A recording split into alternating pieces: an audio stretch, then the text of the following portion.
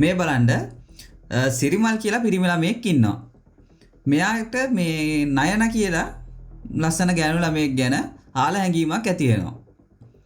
මෙයා දැන් මේක හිතේ තියාගෙන ඉඳලා ටික කාලයක් හිතේ තියාගෙන ඉඳලා ඔන්න ගිහිල්ලා නයනට මේ පෙම් යෝජනාව ඉදිරිපත් කරනවා. මෙයා කියනවා මෙහෙමයි මට හිමවා ගැන කැමැත්තක් තියෙනවා කියලා මේ ගැන මේ විමසීමක් කරනවා. ඒ කරද්දී නයන කියනවා අප්පෝ බෑ කියලා වෙලා මෙයාව ප්‍රතික්ෂේප කරනවා. මෙයාට කැමති නැහැ කියලා ප්‍රතික්ෂේප කරනවා. එතකොට සිරිමල් මෙන්න මෙහෙම කියලා හිත හදා ගන්නවා. මෙයා කියනවා හිතනවා මේ දේ උනේ මගේ කරුමෙට. මේක මේ නයන මට අකමැති උනේ මගේ කරුමේ නිසා. මේක මේ අපි දැන් මේ කතා කරන භාෂාවෙන් මම කියන්නේ මේ කියනවා මේ කරුමේ නිසා තමයි මෙහෙම උනේ. එහෙම කියලා වෙලා මෙයා දැන් හිත හදාගෙන මෙයා පැත්තකට වෙනවා. හැබැයි බලනකොට නයන කියන මේ ගෑනු ළමයා එයාගේ යාළුවෙක් එහෙම කතා වෙනකොට කියනවා මෙහෙමයි සිරිමල් මෙහෙම යෝජනාවක් කරා එකපාර මේ පළවෙනි පාරම හාහනකොට හා කියන්න බෑනේ.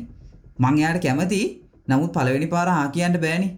ඒ හින්දා මේ මම බොරුවට පළවෙනි පාර බැන්නා. ඒකල වෙලා මේ බලමුකෝ ආය දෙවෙනි පාර අහනකොට උත්තරයක් දෙනවා කියලා කියනවා.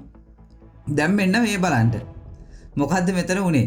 දැන් සිරිමල් එක උත්සාහයක් දරලා ඒවලා මේක අසාර්ථක වුණාට පස්සේ මෙයා මේකට ආගමික පැලස්තරයක් ගහලා ආගමික කියන්නේ දැන් ඔය ගොඩක්ම ඔය මේ බෞද්ධ දර්ශනයනේ තියෙන්නේ. කර්මය නිසා කර්මය කියලා මම වචනෙට කිව්වට කර්මය කියන මේක ඇදලා අරගෙන සංකල්පය ඇදලා අරගෙන ඒකෙන් මේකට පැලස්තරයක් ගහගත්තා. මෙයාගේ මේ වෙච්ච අඩුපාඩුවට හෝ එතන වෙච්ච සිද්ධියට මෙයා මේක වහගත්තා. ඉතින් අද අපි මේ වීඩියෝ එකෙන් බලන්න යන්නේ මේ වගේ හැමදේම කර්මයෙන් හින්දා වෙනවා. කර්මය නිසා වෙනවා.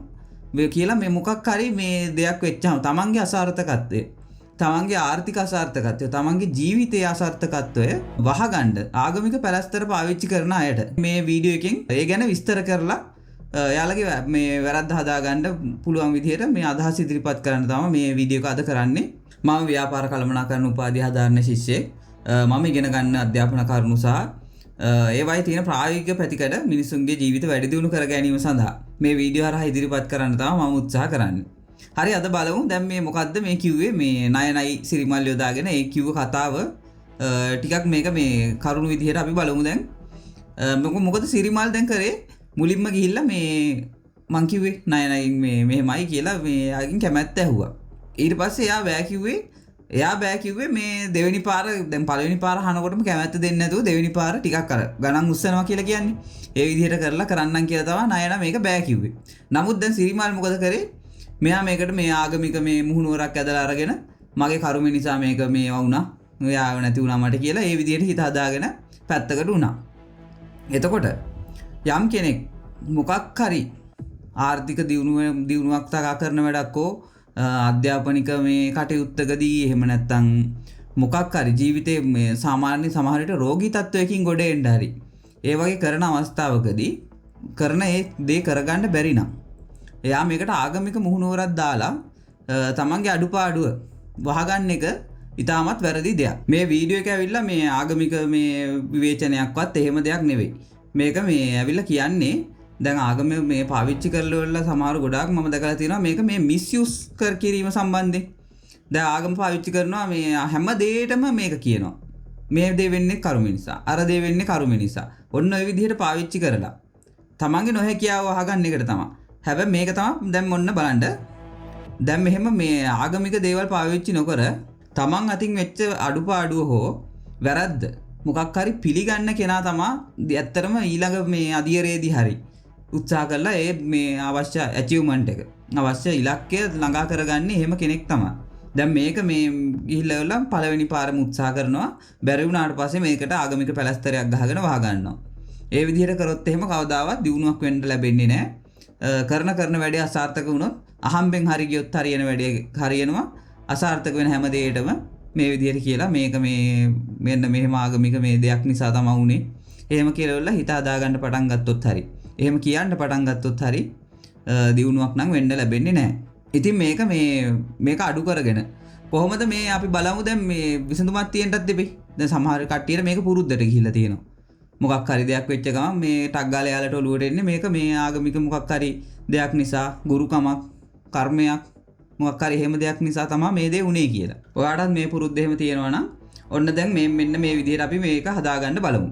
මුලින්ම දැන් ආයේ ඊළඟ වතාවේ මොකක් හරි අසාර්ථක වීමක් වුණාම මොකක් හරි මේ වාගේ අතින් වැරද්දක් වුණාම ඔයා මේකට මුලින්ම මෙහෙම කර්මයක් හින්දා ආගමික මේ ගුරුකම් මේ දේවල් හින්දා වුණා කියලා හිතන්නේ නැතුව මුලින්ම හිතන්න මම මේකට මේ කරන වැඩේට මගේ උපරිම ශ්‍රමය කාලය ධනය ඒ වගේ දේවල් උපරිමය දැම්මද මේකට උපරිම මේ උත්සාහ කරලා බැලුවද ඊට පස්සෙත් මේකද අසාර්ථක වුණේ එහෙමද එහෙම නැත්තම් මොකක් හරි මම මේ කරපු මේ ක්‍රමය ඇතුලේ වැරද්දක් තියෙනවද භෝග වගාවක් කරන කෙනෙක් පළදාව අඩු වුණා කියලා මේක මේ ආගමික මේ මුහුණුවරක් දීලා ඒක පටවල හරියන්නේ නැහැ. ඇයි දැන් එයාට මේ පරිසර සාධ සමාජයට පොහොර වතුර බීජවල ගුණාත්මක භාවය ඔය වගේ දේවල් මේ නැති වෙච්ච හින්දා තමයි මේ පළදාව සමාජයට මෙයාගේ අඩු වෙලා තියෙන්නේ. දැන් මෙයාට මේක මේ එතකොට මේ ක්‍රමවලට දැන් ඒ ගියපු ක්‍රමවේදයේ තියෙන අඩුපාඩු ටික හදා ගන්නවා මිසක් මේක මේ මුලින්ම ওই විදිහට මේ හිත හදාගෙන ඒක වහලා දාගන්න එපා. හරි දැන් මම පළවෙනියට කිව්වේ මේ මොකක් හරි වැරද්දක් වුණාම ඒකට වරදින්න හේතු හොයන්න කියන කාරණාව. ඊළඟ දෙවෙනියට බලන්න මේ අසාර්ථක වෙච්ච වැඩේ තව ටිකක් හොඳට කරන්න පුළුවන් ක්‍රම තියනවාද කියලා ඔයා ඉගෙන ගන්න උත්සාහ කරන්න ඕනේ.